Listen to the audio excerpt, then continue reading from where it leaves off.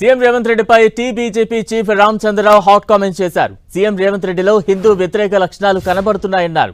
CM Revanth Reddy తరచూ వివాదాస్పద వ్యాఖ్యలు చేస్తున్నారని, ఇప్పుడు కూడా హిందూ దేవుళ్లపై ఇష్టం వచ్చినట్లు మాట్లాడారన్నారు. 3 కోట్ల మంది దేవుళ్లలో ఎవరికి నచ్చిన దేవుణ్ణి వాళ్లు పూజిస్తారంటూ హిందువుల మనోభావాల్ని దెబ్బతీసేలా రేవంత్ రెడ్డి మాట్లాడారని ఫైర్ అయ్యారు రామచంద్రరావు. హనుమంతుడి పైన ఇష్టం వచ్చినట్లు మాట్లాడారన్నారు. చాలా మాట్లాడుతూ ఉన్నారు, అన్నీ కూడా కాంట్రవర్సీ ఉన్నాయి. చాలా అంటే ఫ్రస్ట్రేషన్తో మాట్లాడుతున్నారా లేకుంటే ఏదైనా కారణాలు నాకైతే తెలియదు. కానీ మన జూబ్లీ ఎలక్షన్స్లో Muslim is Congress, Congress is Muslim అన్నారు.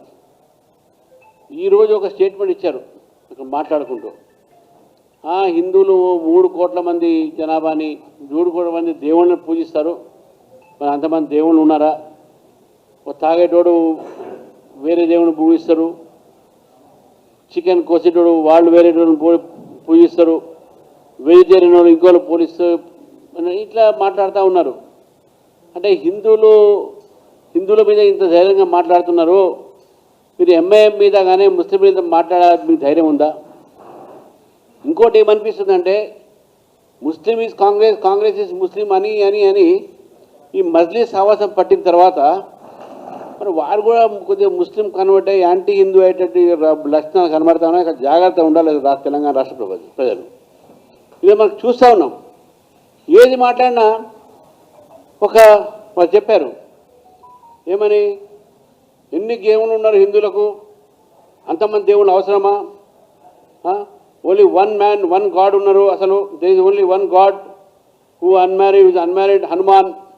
అంటే హనుమాన్ మీద కూడా ఆయన పెళ్లి చేసుకుంటేది, పెళ్లి చేసుకోకపోతే ఏంది, నీకైతే పెళ్ళేది కదా.